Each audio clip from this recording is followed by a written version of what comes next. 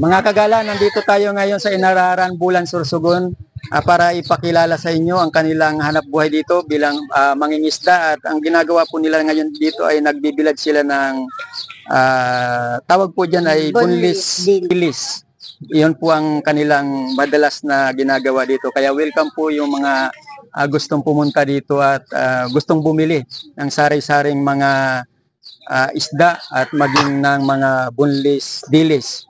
Dito po ninyo matatagpuan yan sa Inararan, Bulan, Sorsogon, mga kagala. Tignan niyo po, ito po alam ko nito, mahal po ang kilo nito ng bunlis, bulinaw dito lang po yan sa Inararan, mga kagala.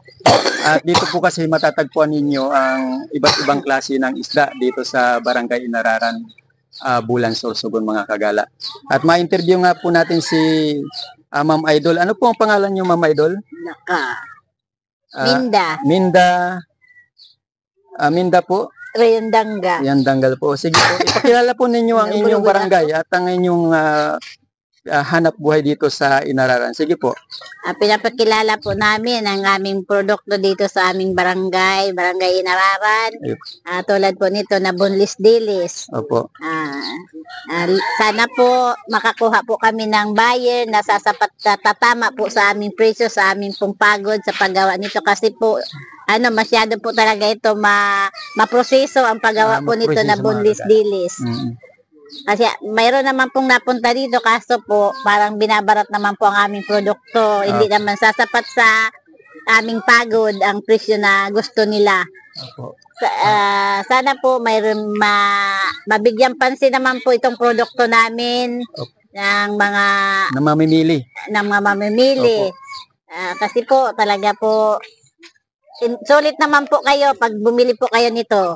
Talagang hindi po kayo magsisisi. Opo, kasi napakaganda. Masarap po talaga itong bunlis dilis namin. Napakasarap, mga napakasarap. Hindi at po ito maalat. Maliban po sa bunlis, ano pa pong... Mayroon po kami dito, pa po dito ng tinapa. Tinapa? Mayroon pa po dito mga tambal mga daing. Opo. Yung mga yung daing alubaybay na alubaybay. Opo.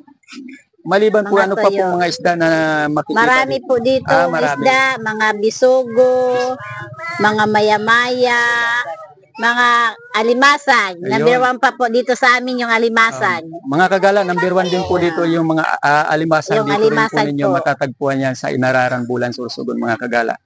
Kaya welcome po dito kayo, ang mga gustong pumunta at bumili ng kanilang produkto. Welcome po kayo dito sa Inararan, Bulan, Sorsogon, mga kagala.